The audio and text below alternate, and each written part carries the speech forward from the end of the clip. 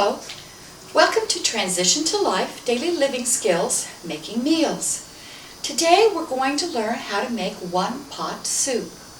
Soup is a very versatile dish. You can take all your leftovers, throw them in a pot with a little water and flavoring, and the next thing you know, you have a half a dozen new meals that taste fabulous. So let's learn the basics of simple soup.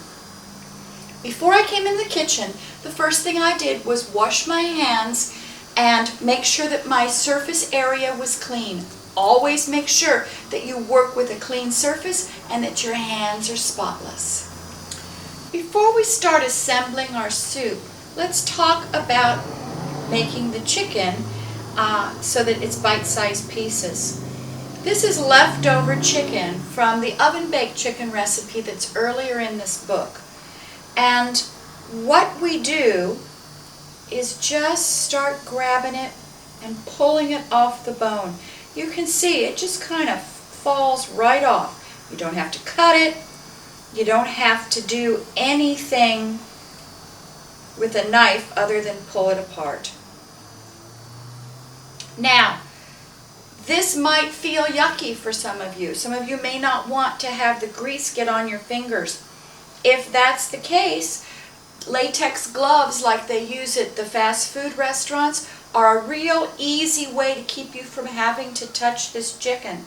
But if you're uncomfortable with using a knife, this is a great recipe and easy to pull the chicken off. You'll notice that I'm pulling it off on a paper plate. Some of my pieces are big, and I may want to cut them up. Once I've got them off the bone, that's a real simple thing to do. I use a different cutting board, though, for cutting meat than I do for cutting vegetables or fruit. I use an acrylic so that the juices can't go down inside the wood, but I like wood for fruits and vegetables. Try to cut on a cutting board of some sort so that you don't cut up your counters or hurt your counters. Once you've finished with your chicken, make sure you wash your hands. The next thing I do, I've pulled my chicken apart and it's ready. I assemble the rest of my ingredients. This is kind of a dump soup. You just dump everything inside the pot. So we're going to start with the chicken that I've already cut up. We're going to throw in onions. I'm going to put in some garlic because I like garlic, but that's up to you.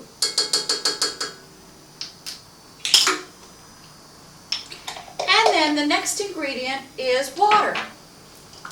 In this case, I've measured it out for you, and you can put about 8 cups of water over the top of all of your ingredients. The truth is it's going to, once you measure it and see how much water you put in, you'll see that it will give you about halfway up your stock pot full of water. That's eventually what you want to happen. I'm going to measure out the rest of the water now. Once I have my stock or my bouillon flavoring in, I'm going to turn my flame up to medium-high, and then I'm going to go ahead and put my spices in. It's important with the Italian seasoning and the garlic salt that you measure exactly. If you get too much salt in, it can ruin soup. However, there is a way to save it. In the book, I want you to look and see if you can find how to get salt out of soup. It's a very tricky little device to use. If you find that, email it to me and tell me what you found at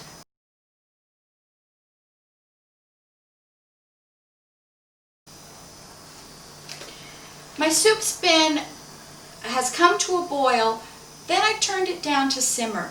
It's got a nice flavor to it now, and you can see it's hot. It's been cooking for about 30 minutes. I'm going to go ahead and add vegetables. Mine are frozen.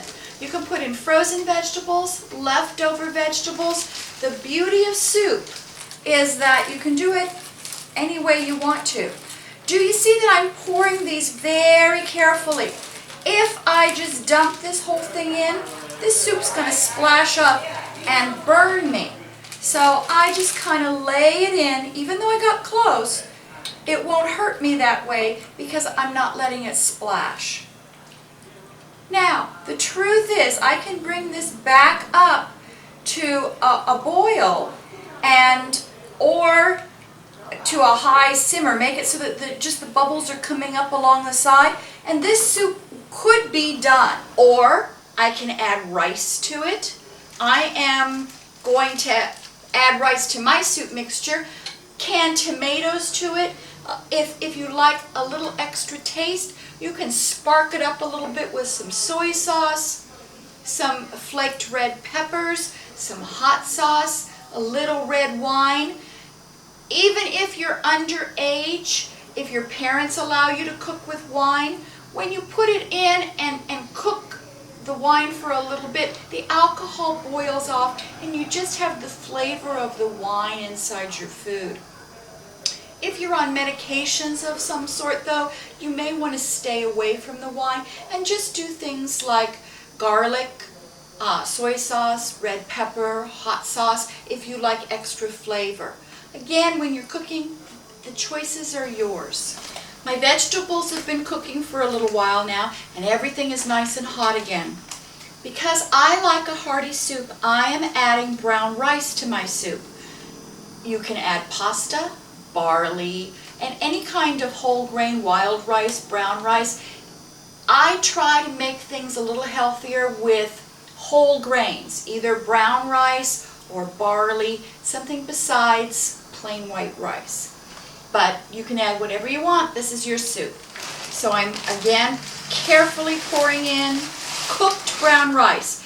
If you use grains that are not cooked, then your soup is going to get a little starchier and actually turn into kind of a stew.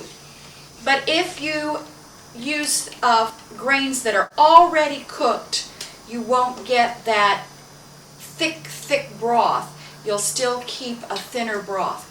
It's up to you.